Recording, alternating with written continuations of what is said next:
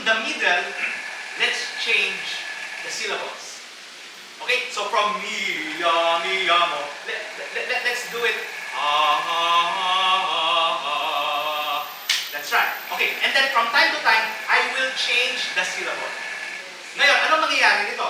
Ang mangyayari nito ngayon, focus na yung singer mo. Malalaman mo ngayon kung sino hindi nagpo-focus eh.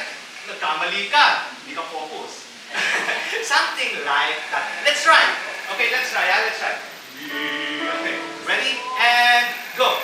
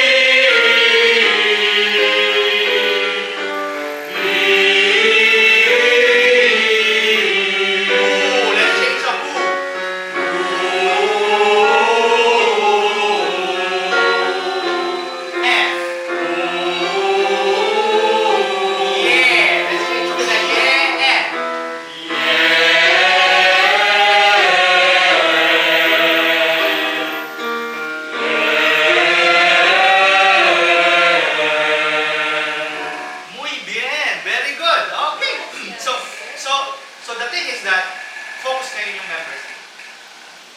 Focus yung members. No? Hindi siya yung, di ba mga members yung iba habang nag-vocalize kung ano nung ginagawa, kasi pare-parehas lang naman yun eh. Sige, go. Okay, so yun yung mga tips na pwede natin. Okay.